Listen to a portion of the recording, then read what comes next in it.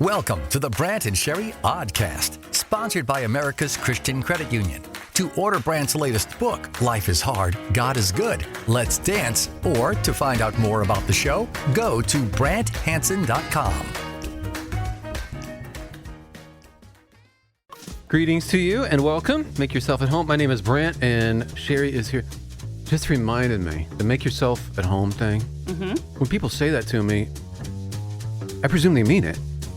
Okay. It took someone aback. We stayed with friends for a couple of days. And she said, make yourself at home. I went straight to the fridge and I pulled out, started looking through stuff. Yes. She was like, wow, I guess you just, like what you told me. I have had that happen at my house with That's you. what you said. Yes. But you guys said that. And then, One time you picked up you picked up one of my chairs, the recliner, and put it right in front of the television. Oh. So that your wife and I couldn't see anything. And we said make yourself at home. I was thinking about doing a garage sale too with your stuff, but I didn't do that. One thing that hip and cool radio shows do is they have their own jingles. That's true. And it's about the person who hosts the show. True. So Sherry's the producer. This is called the Brant Hansen Show, although obviously Sherry's a huge part of it. Thank you. But the jingle needs to be about me, and you have people sing it, and they charge a fee. Yes. But then you play it, and then people are like, "Oh, he's cool because he has a jingle about himself." Right. All right. Or you have people shout your name together. You ever heard that? Oh, they're like, Brant Hansen. Brant Hansen. Yeah, I've in heard the that. morning or evening or afternoon or whatever. Yes. So we don't have that kind of budget, but I did find a music bed that goes like this. Right. So it's just a few seconds long. So the way we do it here is it goes like this. I have to sing it myself live. Yes. But this is the Brant Hansen Show. So that's our jingle. Yeah, that's great. The thing is, it has to come in at just the right time. It has to come in after you say something funny. Or that you believe to be funny. So I found these jokes that are very, very funny, and I wanted to... You don't want to just let the joke just live? Let's see here. No, we don't. Here's the thing. The joke doesn't have to be that funny, but it's just kind of funny, and then it takes it to the next... The jingle takes You hit the jingle right at the end. Takes it to the next level. So ready? What's orange? And hang on a second. This would be a great place for the jingle. What's orange? Hang on a second. This is the Brant Hansen Show. When you can't find your material, hit the jingle. Just hit the jingle. I can't remember how this goes, but there you go. I can't remember it. It's doggone it. Sorry. Pretty excited about this. We have breaking animal news. Animal news that is breaking. It's about cats. And if you are a cat owner, I have your attention now, don't I? Because you enjoy cats. And you know what? Little commentary here at the Breaking Animal News We desk. haven't even gotten the story yet. I know, but that's how it works these days. Straight to the commentary. You know what? People want to judge you if you're a cat. I don't have a cat, by the way, all right? But there's this thing out. They did a study of cat owners. Turns out cat owners watch 725 cat pictures and videos in a year on social media. Okay. So it's like, oh, that's too many. You also, half of cat owners have a framed photo of their cat. All right. 40% of owners own a cat calendar. Oh. The average cat so that's too far? No, I don't know what that's about. I wasn't making a judgment. Don't be judged, okay. Some people will judge you. The average cat owner spends 8 days a year talking to their cat and 20 days cuddling with them. You know what? Nothing wrong with that. No. People try, look at you're crazy. You're not crazy because you like your cat. Cats are fascinating. Again, I don't have one. I got no horse in this race or whatever. But do you like cats? Yeah. I just think they're really interesting. Have you ever had one? Way back. Okay. Way back. If you had a choice to get a dog or a cat, what would you dog. choose? Absolutely. But cats are amazing. Okay. And they're not as interactive. They don't love us. Do they like us? They put up with us. They rule over us. But there's so much people who are like, oh, you're nuts. Those cat videos are funny. Okay. Those are good. This is the news story? That's This is the breaking news. Okay. Those cat stories are pretty funny. Little heads up, Saturday is coming. Saturday. Gird yourself because it's National Coffee Day. Like we needed this. Mm-hmm. But once again, whoever decides this stuff, they get together in a room and they're like, we're going to make everybody have extra coffee that day. And I'm not. I don't think people get together to do that, but okay. And You're so not going to, wait a minute. I will not. You're not going to have coffee at all? That is my plan.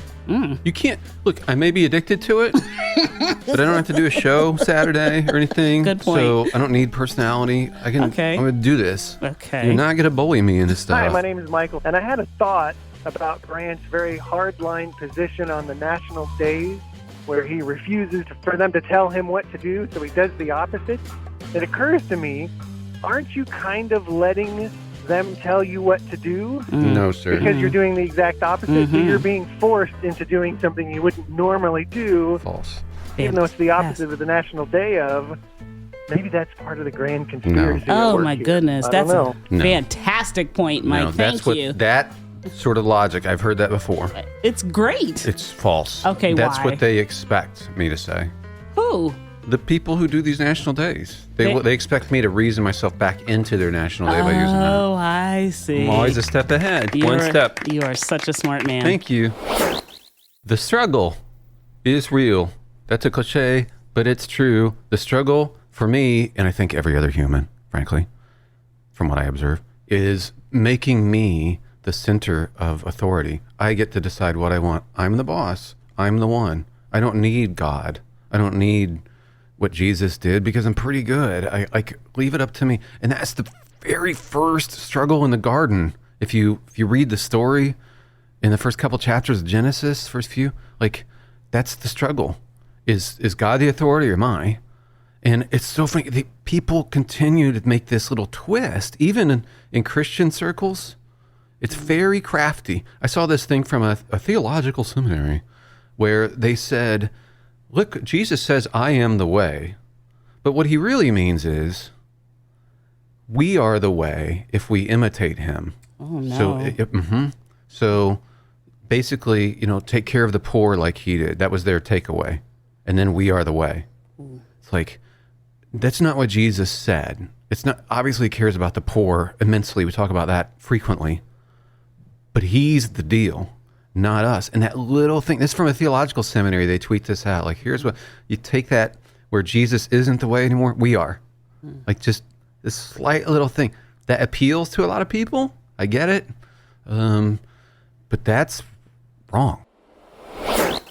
Some medical news about your doctor. Your doctor has terrible handwriting. That's a cliche. So it's like, well, yeah, I already know that. No, seriously, they did a study, and yeah, the cliche is rooted in reality. Their handwriting is terrible. But there's good news. There's good news. They say it's only with letters, not with numbers. Okay. The numbers are very legible. The letters are terrible. So when you go to a pharmacy, you're going to get the right dosage of something. It's going to be smack. I mean, the dosage is going to, I may not have high blood pressure. This may be high blood pressure, but it's exactly the right dosage for whatever the other thing was. That's something. That's something. You guys believe me now? Do you believe that you're totally getting played by the marketing machine on this pumpkin spice thing? Oh, boy. Do you? Did you see what CVS is doing? Mm-mm. Did you see the cough drops? They have pumpkin spice cough drops? That's exactly what they have. It's probably tasty. No, that is not that is pumpkin spice cough suppressant. Yeah.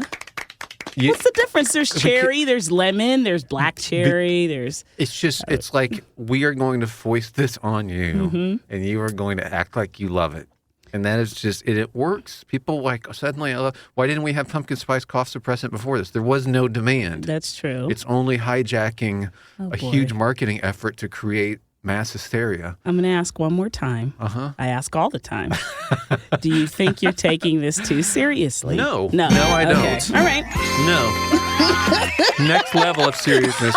You're going to wrap it up? This should do it. This should end the argument. Right. This should do it. Everybody's getting played. You know what? Sometimes when I'm walking the streets, I'm hanging out with the guys, the fellas, and we're tuning motorsports cars. What? Like, Yeah. name one motorsports car.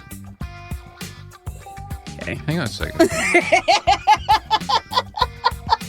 Ford. Yeah. Ford makes motorsports cars. Sure they do. Okay. Anyway, we're out there tuning, doing stuff with spark plugs and stuff like that. Yes. And sometimes they turn to me and they're like, hey, Brant, do you have a video of a crib? And by crib, they say, we mean a literal crib. Mm-hmm. They say... Not a house? Because No. that's what the fellas on the street would typically mean. No, that's why they correct themselves and say, we mean, in this instance, a literal crib that has inside it a baby skunk, 4 kittens, 2 baby raccoons, and a baby deer in the crib playing with each other. Do you have a video like that? Because if you do, then you're cool with us, and then we accept you. And then I'm like, yeah, as a matter of fact, I do have that. Oh, good. And I just put it up. If you want to see it, it's on my Facebook page. Okay. And it kind of proves how cool I am. That video. Yeah, Brant Hansen page. They're all romping together. These little animals. They're baby, and a baby deer is in the mix. And they're all just friends, raccoons, and there's a baby skunk. A skunk? It is really... Anyway, in a crib? Well, the guys like it. So anyway, they're cool with it. That means I'm cool with it. Anyway, it's at Brant Hansen page on Facebook. If you weren't raised around church stuff, you may not know what we're talking about here, but there's a thing called lock-in. Mm-hmm. Youth groups do it. Sherry and I have talked about it. I still twitch a little bit when someone says it. Yeah.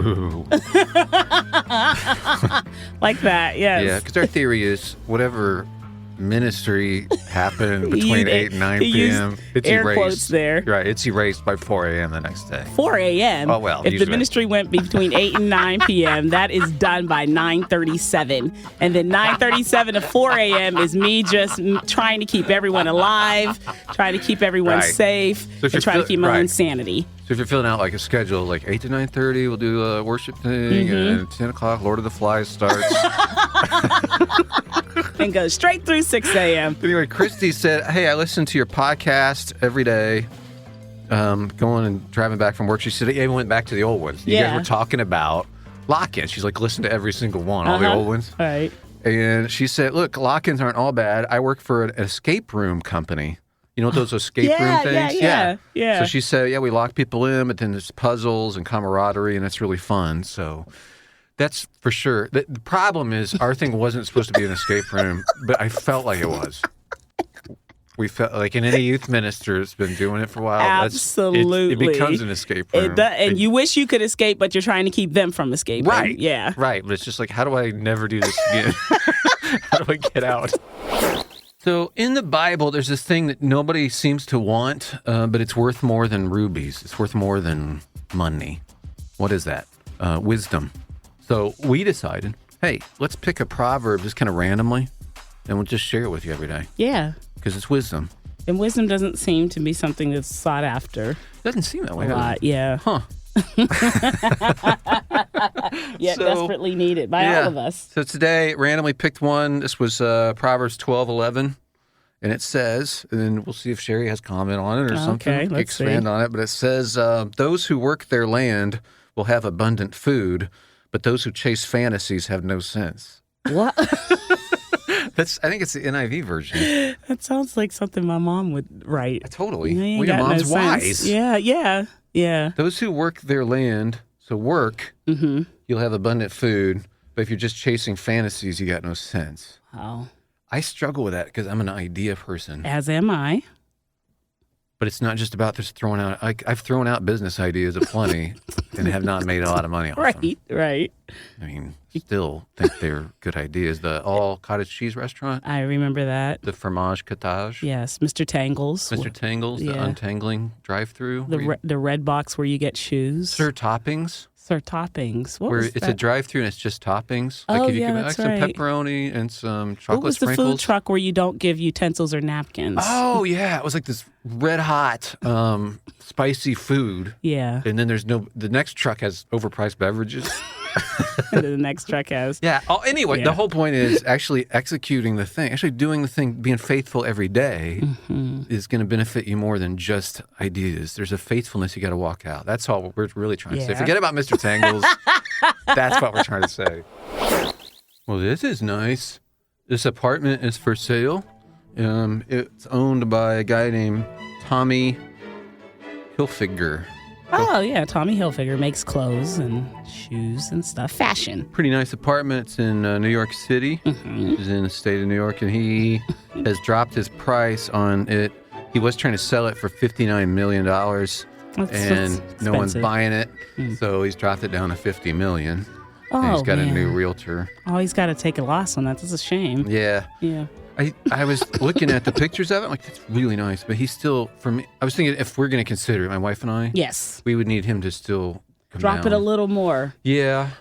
It's okay. So 50 million is not in your price range. Okay. I ran the numbers. Yeah. Not good. Too high. 40?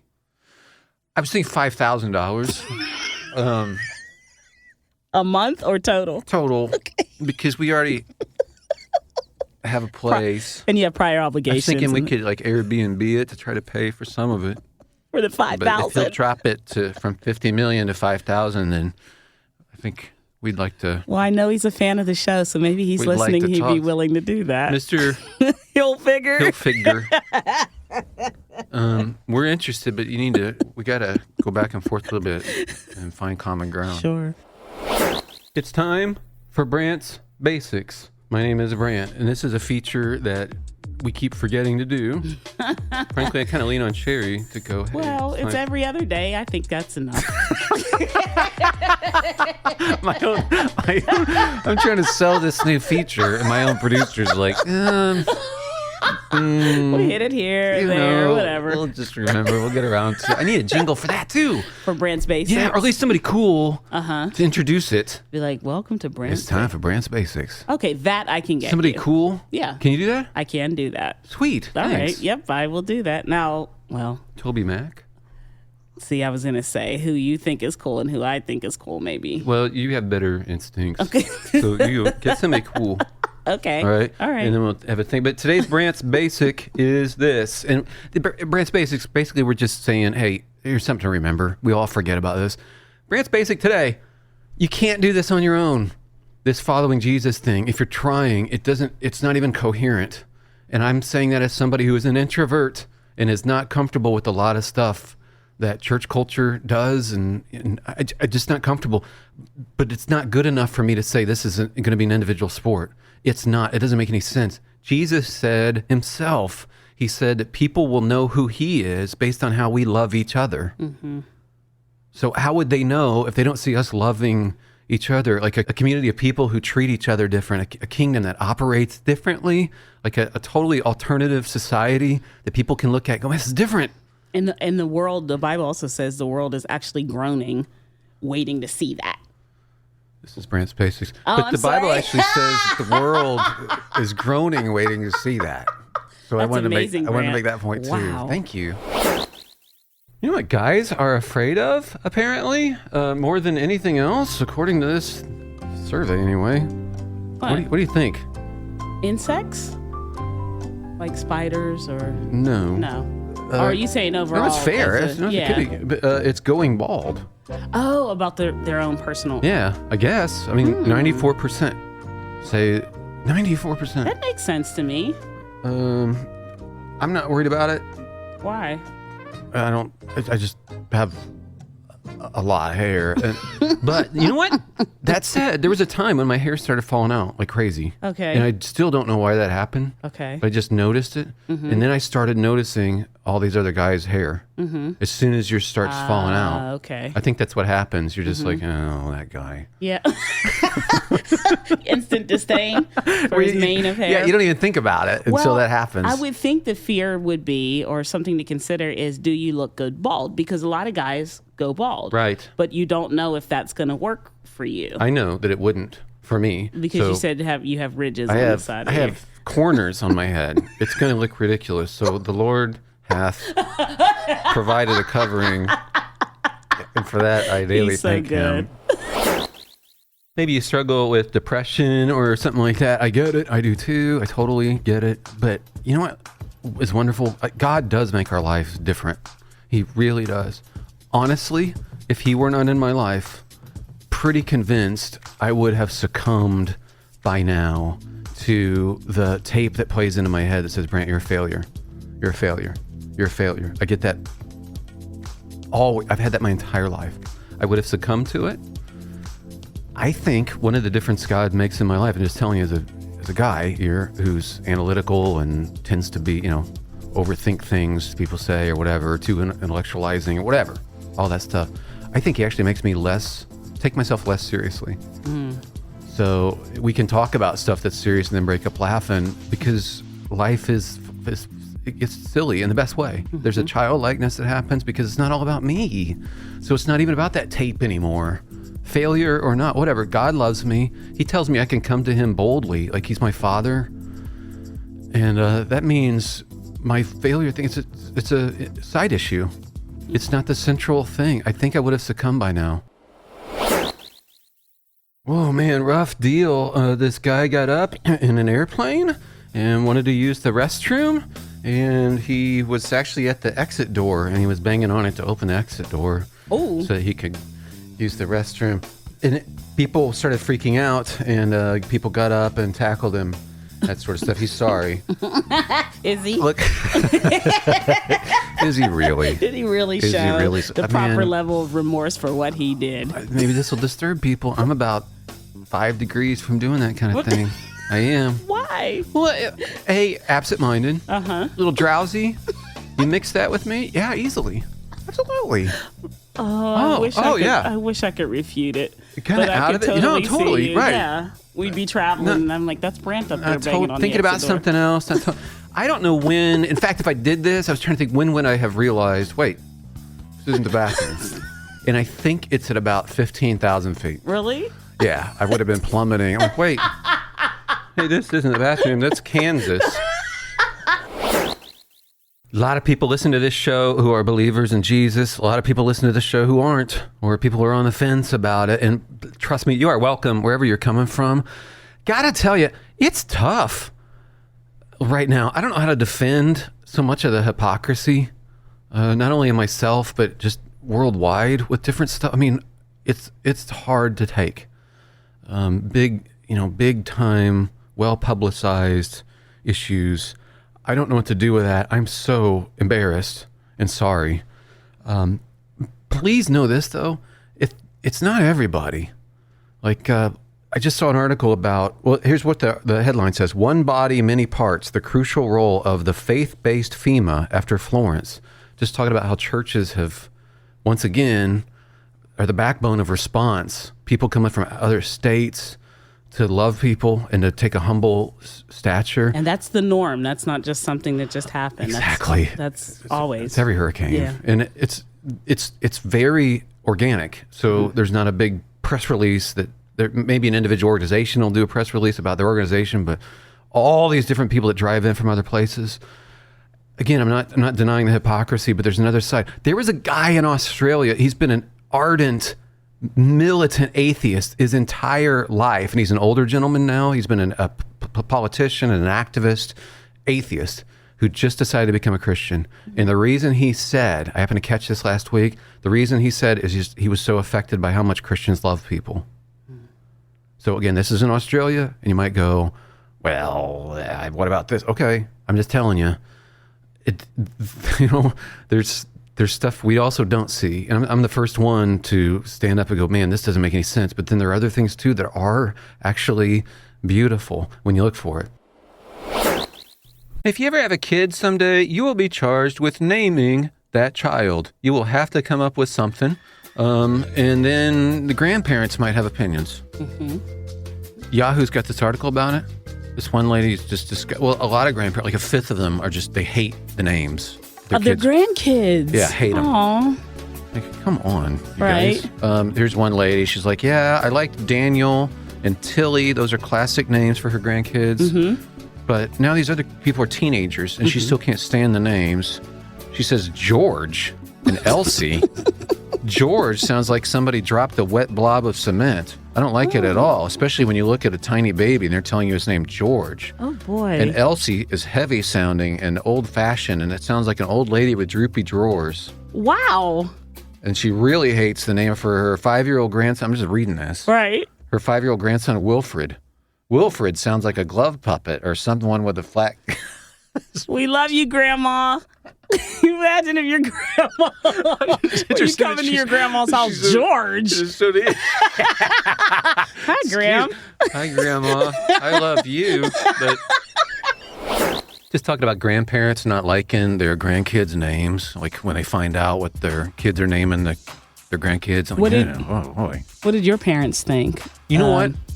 Because you have great names for your kids, I think. Thank you. Yeah. I don't know. Okay. But I actually think that's really awesome. Because if they didn't like it, they didn't say anything. That's nice. Which is really a credit to them. So I can't remember, or I don't know. We named our son Justice, Justice, which at the time was really different. And now I've seen a few of them around. Yeah. But I liked it. I thought it was strong, meant something. I wanted him to stand for that. We named our daughter Julia Grace. So I liked the interplay of Grace and all that. Yeah, I liked all that stuff. But I don't remember them. I don't think they loved them, but they didn't say anything negative. Did they give suggestions whenever your wife was pregnant? I don't remember that. Okay. I think when we bounced ideas off of them, there was a lot of, Oh dear. Yeah, but the bless your heart thing. Yeah, but that's okay. It's like, but you're not weighing in like this lady. Like, I hate George. She hates her grandson's name George. He's 19 now. Yeah. It's time to go ahead and just love George. Yeah, associate George with him, and now you love it, right? Right. The Brant and Sherry Oddcast, sponsored by America's Christian Credit Union. To find out more about the show, go to BrantHansen.com.